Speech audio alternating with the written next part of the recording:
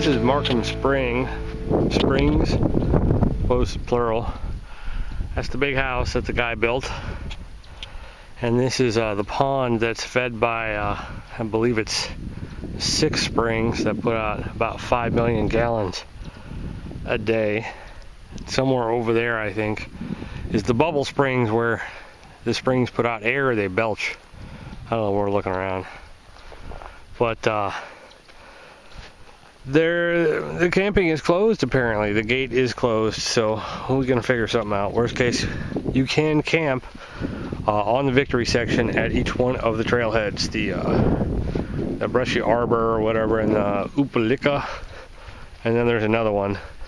They all have primitive camping there, but the gate's across, and apparently it's there's no room at the inn for us. So we'll figure something out, but it's only like 2:30, so it's like super early. But the Black River is right there on the other side of the parking lot. So it's kind of neat. Nice little historic place. It's a bit of a drive just for a day visit. But you know, if you were down in this particular area, then you can come down and see all the fun and exciting things at Markham Springs. This is the bubbling springs. The water's coming up, and then you can see the sand. Probably can't see it. I'll have to zoom in with the other camera, but the sand kind of gets disturbed as the water's pushing up, and then occasionally air bubbles come up. It's kind of neat.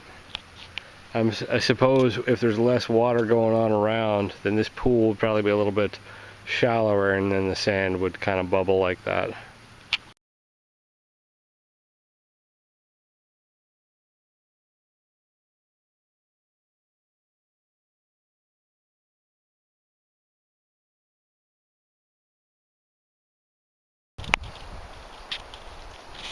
So here we got the old double rainbow set up at the Opika trailhead. There is a gentleman here already, and he is a subscriber, oddly enough. He's also an OTA volunteer, which is super cool. Double points for him. So you can see that whole XC, he got the primo location. This is the Opika Pond trailhead, and you can see that the rain shadow 2 by Tarp Tent. There you go. Send me a nickel, please. It's got the nice opening straight into the pond. So, and it looks like there's a little trail over there where the animals will come and drink, and so hopefully XC will get eaten by the bear first. But the water is definitely up. To get here, we came down we came off 49 and we went to County Road 247. It wasn't bad. It was a dirt road, so don't let the conjunction of roads fool you, because this area is pretty kind of secluded. We did have to do 2 vehicle water crossings along the way, so keep that in mind. It's quite exciting. Little backcountry 4x4, and see, here it is. Okay, it's open. As he's drinking already.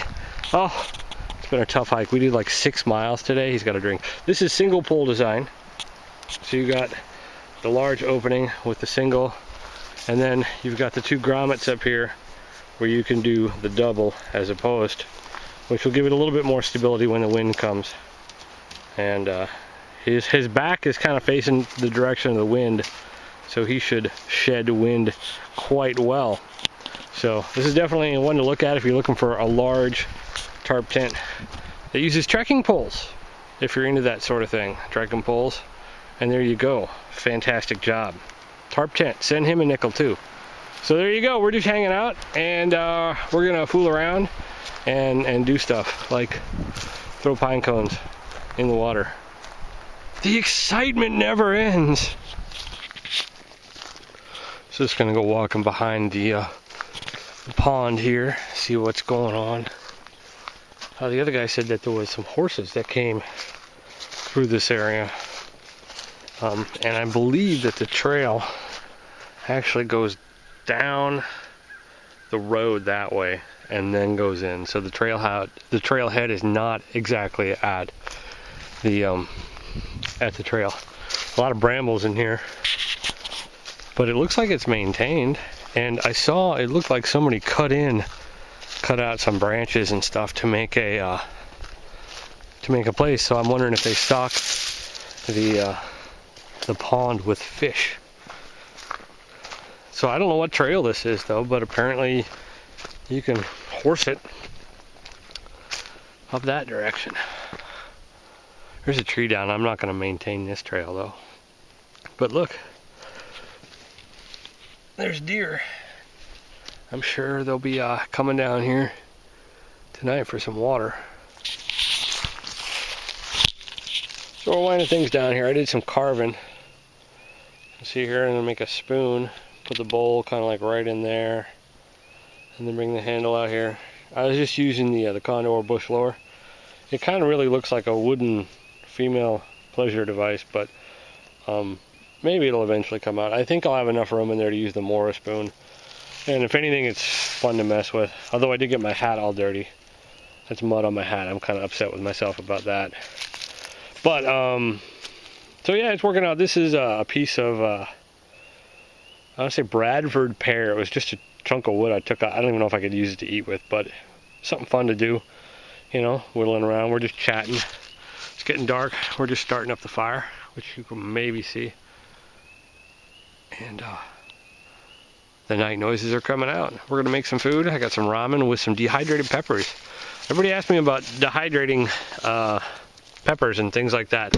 And let me tell you, those dehydrated peppers, I just keep them in a small little individual serving bag in the freezer, and then I just pop them out. And I was going to get them out of here, but I'm trying to do this one-handed, and apparently I'm not talented enough. Oh, that's not a bag. Here's the ramen I was going to make last night, but you see there, that is the peppers. And there's just I did a video on this, I think, or posted a picture, but it's just a bunch of peppers from my garden last year, and I dehydrated them, and they get a little crushed up, but they work really well, and they add a lot of flavor to the ramen, so something to think about.